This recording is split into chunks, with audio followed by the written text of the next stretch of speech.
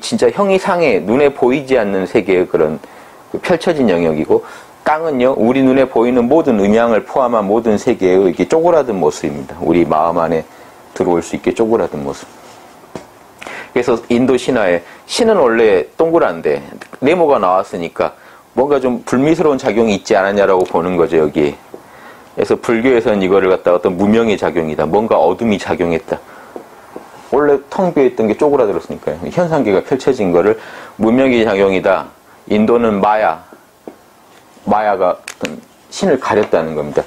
왜냐면요, 발산만 하는 그 신을 누가 어두운 커튼을 거기다 치지 않은 이상 어떻게 이게 현상계가 펼쳐지는 거죠.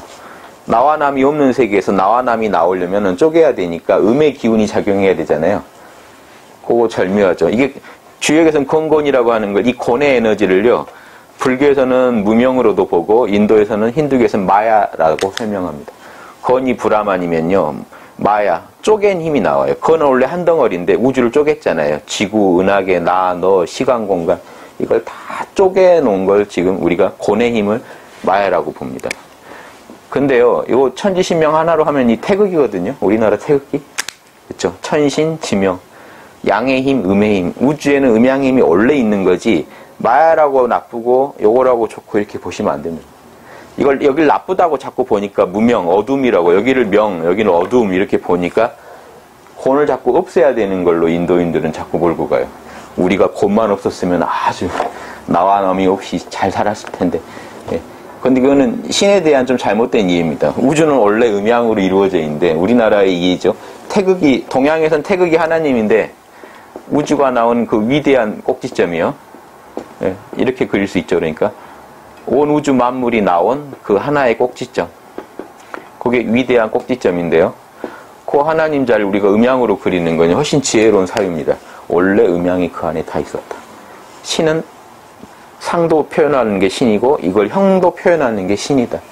이렇게 이해하지 않으면 주역을 이해 못합니다. 주역은 음양 불축지 신이라고 합니다. 주역에서 신은 음양을 헤아릴 수가 없는 존재. 태극을 이해하시면 돼요. 음과 양을 다 갖추고 있으면서 남자도 아니고 여자도 아니기 때문에 우리가 음양 불축의 신이라고 합니다. 근데 성경에 나온 그거랑 똑같아요. 인류를 하나님의 형상대로 만들었다 했는데 남녀가 생겼대요. 그럼 이상하죠. 그럼 하나님은 남자야 여자야? 이런 의문이 가능합니다. 근데 이거는 말이 안 되는 의문이죠. 시공간 안에서는 남자 여자 하늘 땅이 나눠지지만 그 시공 너머에서는요 그걸 나눌 수가 없죠. 그러니까 하나님의 형상을 그대로 만들었는데 남자 여자가 나눴다는 것. 요 말에 많은 게 있습니다. 그러니까 하나님을 그릴 때는 우리식으로 태극 모양으로 그리지 않을 수가 없고, 그 이스라엘식으로요 이렇게 하나님을 그리지 않을 수가 없어요. 음양이 같이 있지 절대 하나만 있지 않아요. 왜냐, 하나님을 보고 만드는데 남자 여자가 나왔기 때문에. 이게 주역이랑 똑같은 사고입니다. 그러면 하나님을 기독교에서 이 하나님을 표현하려면 동양식으로 표현하면 남녀 불축지 신이죠. 남녀를 헤아릴 수가 없는 신입니다. 예. 신명 하나에서 이렇게 해버리면 안 되지만 이게 신명입니다. 그래서 좀 애매한 걸 정하고 가죠. 저희도 이 주역에 대해서 그동안에 이제 많은 오해나 이런 게 많으니까 이제 한 번 한 거는 또 이제 설명 안 드려도 되겠죠. 그래서 역이라는 것도 이겁니다. 제가 늘 우리 이제 안에서는 말씀 많이 드리지만 자료 남기는 차원에서 말씀드리면, 여기 아까 그 천이에요. 하늘, 태양이고요. 요놈이 달이고요.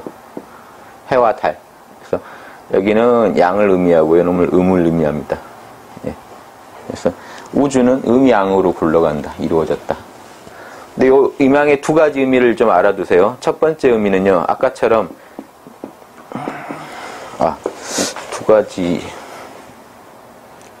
두 가지가 아니라 이거는 크게 보면 세 가지죠. 세 가지 음양을 제가 설명드릴게요. 이번 기회에 한 번만 정리해 두십시오. 아까 천신지명이라고 했지만요, 아까처럼 뭔 얘기냐면 둘 다 형이상일 때가 있습니다. 사실은 천신지명 자체는 형이상자예요. 이해되십니까? 법을 굴려서 만물을 만들어낼 땐 우리가 지라고 부르는 거고, 표현을 안 하고 있을 땐 천이라고 부르는데, 그 천지의 그 자체는요 형이상학적인 겁니다. 우리 눈에 안 보여요.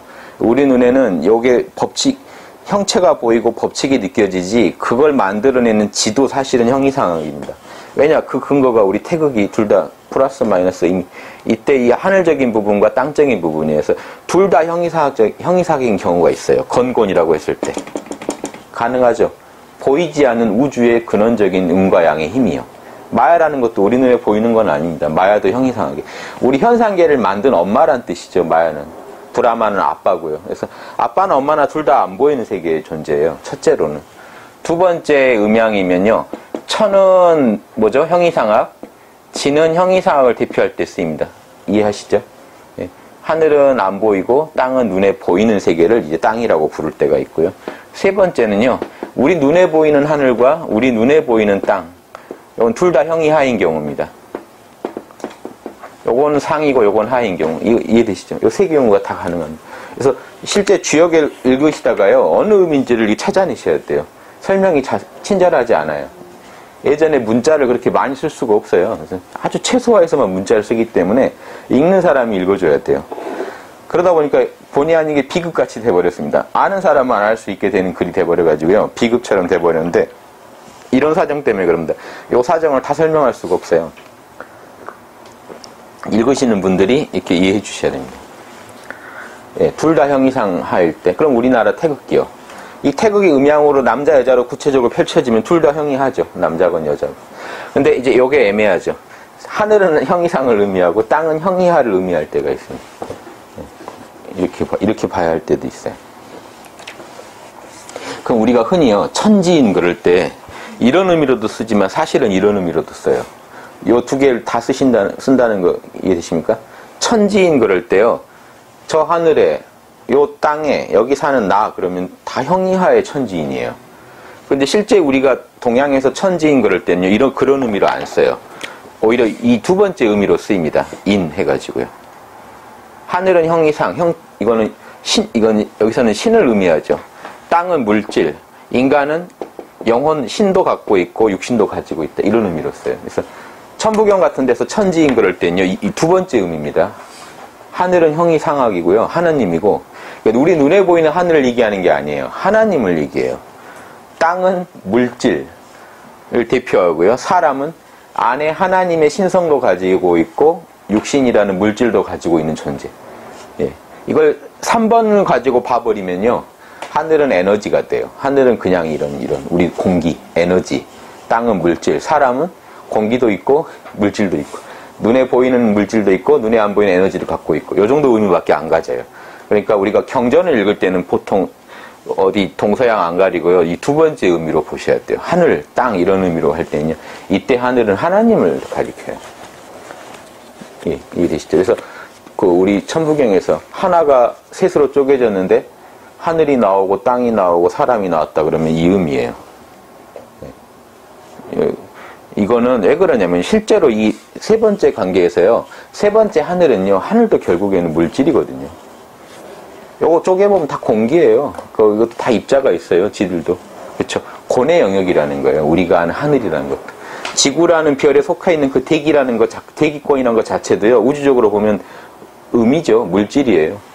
형체가 없는 하늘이라는 건 그런 게 아니거든요. 그래서 우리나라 삼일신고에 나오잖아요. 내가 말하고자 하는 하늘은 저 푸른 것도 아니고 컴컴한 것도 아니고 저런 게 도통 아니고 무상하사방 위아래도 없고 허허공공 텅 비어있고 무단에 시작과 끝도 없고 우주 모든 곳에 있고 무불용 감싸지 않은 게 없고 무부재 없는 곳이 없는 그걸 말한다 하면 그거는 신이에요.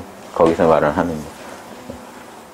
이번 게 한번 이렇게 정리하고 하시면 이걸 통합해서 그냥 한마디로 예전 어른들이요 이렇게 쉽게 얘기합니다. 그러면 이게 쉬운 말 같지만요 이 문맥에서는 어떤 역을 말하는지 이해하셔야 돼요. 이 개사전 안에서도요 역 그럴 때 이게 하나님을 말할 때도 있어요. 그러면 역이라는 게 이미 하나님일 때도 있겠죠. 천지신명으로서 하나님을 의미할 때도 있고 어떨 때는 형이하학적인 거친 음양의 작용, 남녀의 작용을 말할 때도 있고요. 이제 또 어떨 땐 책 이름이죠. 예, 여기서는 지금 일종의 좀 책 이름이라고 보세요. 어떤 역학, 책 이름이거나 이런 책의 내용이죠. 우리가 여기에서 담고 있는 이런 내용을 갖다 표현할 때 은밀하게 하나님을 도와서 시초를 만들었다. 보십시오. 하나님을 왜 도왔냐면요. 천지신명이요. 인간한테 얘기를 하고 싶어요. 인간 마음에다 보십시오. 요 0이라는 게 신명